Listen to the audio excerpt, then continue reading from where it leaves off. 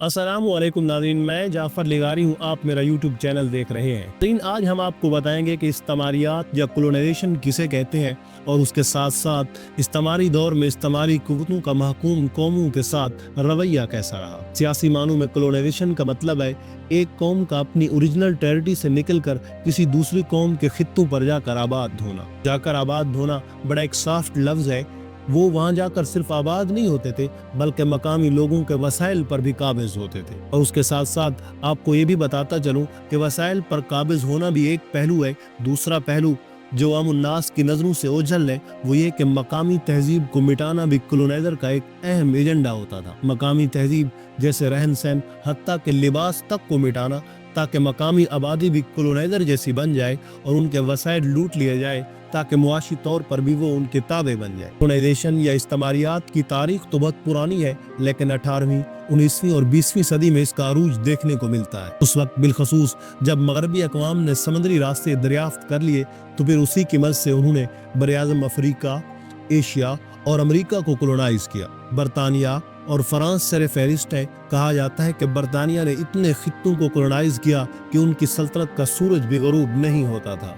नाज़रीन कराम, अब हम आएंगे कि इस्तिमारी दौर में इस्तिमारी कुव्वतों का महकूम कौमों के साथ रवैया कैसा रहा। अगर इन रवैयों का जायजा लिया जाए तो कुछ इंतहाई दिलचस्प चीज़ें देखने और सुनने को मिलती हैं। इस पर बात करने से कबल एक नुक्ता मैं आपके साथ शेयर करना चाहूँगा कि उस वक्त का जर्मनी एक मजबूत मुल्क होने के बावजूद अपनी ताकत को यूरोप से बाहर लेकर नहीं गया। जर्मनी ने दूसरे ममालिक को कॉलोनाइज नहीं किया। साथ ये चीज़ भी नोट करने वाली है कि इसी इस्तिमारी दौर यानी 18वीं, 19वीं और 20वीं सदी में सबसे बड़े फ़िलासफ़र, सबसे बड़े अदीब, अजीम नफ्सियातदान और चीदा सैंसदानों का ताल्लुक भी जर्मनी ही से था। अब इन दोनों नुकात को मिलाकर देखिए तो तस्वीर वाज़ेह हो जाएगी कि जर्मनी ने दूसरे ममालिक को कॉलोनाइज नहीं किया तो उसके तमाम मादी वसाइल और सबसे अहम इंटेलेक्चुअल रिसोर्सेज इंसानी ज़ात की अंदरूनी दुनिया के लिए इस्तेमाल हुए। नतीजे में जर्मनी ने इल्म और हिकमत में बेशुमार बड़े जहन पैदा किए, जबकि यूरोप के दूसरे ममालिक जैसे फ्रांस, बरतानिया, स्पेन और पुर्तगाल चूंकि उस दौर में दूसरे ममालिक को फतह करने, उन्हें कॉलोनाइज करने में मसरूफ़ थे, तो उन मुल्कों के स्कॉलर्स की तमाम जहनी सलाहियतें अपनी इस्तिमारी ताकत को बढ़ाने में सर्फ हुई। इसीलिए वो साइंस, अदब, फ़लसफ़ा, नफ्सियात और समाजी अलूम में जर्मनी का मुकाबला न कर सके। बहरहाल ये तो एक फ़कत ज़िमनी बात थी जो आपके सामने पेश की। अब उस असल मौजू की तरफ वापस आते हैं। यूरोपीय ताकतों का रवैया अपनी महकूम कौमों के साथ कैसा रहा। सबसे पहले फ्रांस की बात करेंगे। फ्रांस ने अपने इस्तिमारी कुव्वत का सबसे ज़्यादा इस्तेमाल बरआज़म अफ्रीका में किया।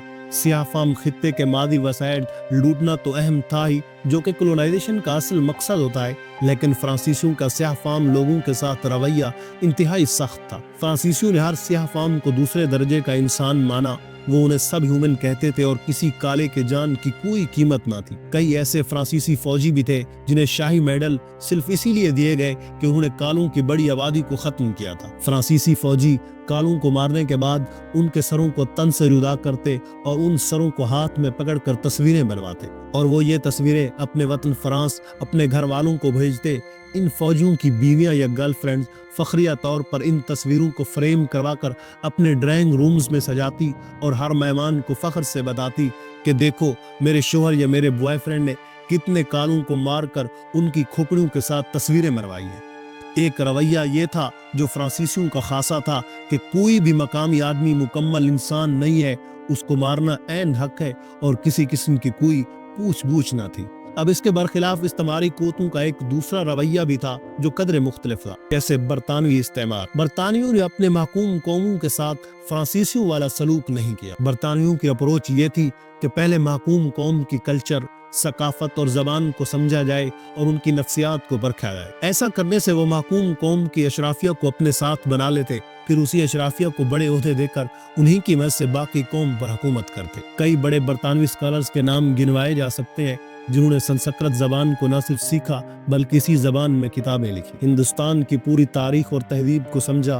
तारीख और तमद्दन पर बरतानियों की लिखी हुई किताबें आज भी सिलेबस का हिस्सा है। कई बरतानियों ने इसी दौर में अरबी ज़बान और अरब की तारीख पर इतनी बड़ी तहकीक की कि इस्लाम और रसूलुल्लाह सल्लल्लाहु अलैहि वसल्लम की ज़ात पर बेशुमार लिटरेचर लिखा। ये बरतानियों का इस्तेमारी रवैया था। اگرچہ اصل مقصد یہاں بھی وسائل لوٹنا ہی تھے، مگر طریقہ واردات مختلف تھا۔ ہندوستان میں انہوں نے برہمن کے مزاج کو سمجھا، اس کے مذہب، زبان، تہذیب کو سیکھ کر ان کے قریب ہوئے، پھر اسی اشرافیہ کو بڑے عہدے دے کر باقی عوام پر حکومت کی۔ جہاں کہیں سختی کی ضرورت تھی انہوں نے سختی بھی کی، لیکن فرانسیسیوں کی نسبت برطانوی پھر بھی اتنے سخت واقع نہ ہوئے، اور یہ زیادہ تر سختیاں انہیں مقامی اشرافیہ کی مدد سے برتی۔ یہ برہم آچاریہ جیسی فکر کا نام ہم سنتے ہیں، یہ اسی استعماری دور کی پیدا کرتا ہے۔ برطانویوں نے یہی رویہ عرب ممالک میں بھی رکھا۔ یہ رویہ فرانسیسیوں کی نسبت قدر نرم تھا، مگر وسائل دونوں نے ایک طرح سے ہی لوٹے۔ اب ان دو مختلف رویوں کے درمیان ایک تیسرا رویہ بھی ہے، وہ یہ کہ جن محکوم قوموں میں مزاحمت کا عنصر زیادہ ہے ان کے ساتھ فرانسیسیوں کی طرح سختی سے نمٹا جائے، اور جہاں مزاحمت کا عنصر کم ہے وہاں برطانویوں کی طرح مقامی آدمی کے ساتھ مل کر وسائل لوٹے جائیں۔ اس درمیانی رویے کے لیے سب سے بڑی مثال روسی سلطنت کی دی جا سکتی ہے۔ اس سلطنت نے ہر وہ محکوم قوم جو مزاحمت رکھتی تھی انہیں پوری طرح کچلا، جیسے چیچنیا، داغستان اور کوکاف کے دوسرے مختلف علاقے۔ البتہ جہاں مزاحمت بہت کم تھی وہاں انہوں نے برطانویوں والا رویہ رکھا، جیسے پولینڈ اور مشرقی یورپ کے دوسرے ممالک وغیرہ۔ یہاں ایک اور دلچسپ نقطہ بھی آپ کے ساتھ شیئر کرنا چاہوں گا، وہ یہ کہ استعماری نظام میں صرف وسائل پر قبضہ کرنا کافی نہیں ہوتا۔ وسائل اگرچہ اول مقصد ہے، لیکن ایک دوسرا رخ بھی ہے، وہ یہ کہ باقی قوموں کو اپنے جیسا بنایا جائے، یعنی وہ ہمارا لباس پہنے، ہماری زبان بولیں۔ گویا انورٹڈ کاما میں محکوم قوموں کو مہذب بنانا ہے، کسی دوسری تہذیب کو اپنے تابع کرنا خاص ذہنوں کے لیے بڑی مسرت اور فخر کا باعث بنتا ہے۔ انسان اس لطف سے محظوظ ہوتا ہے کہ میں نے ایک مختلف سوچ کے آدمی کو اپنے تابع کر کے اسے بدلا ہے۔ یہ ایک طرف نفسیاتی تشفی کا کام دیتا ہے تو دوسری طرف اپنی تہذیب کی برتری کے جذبات بھی مہیا کرتا ہے۔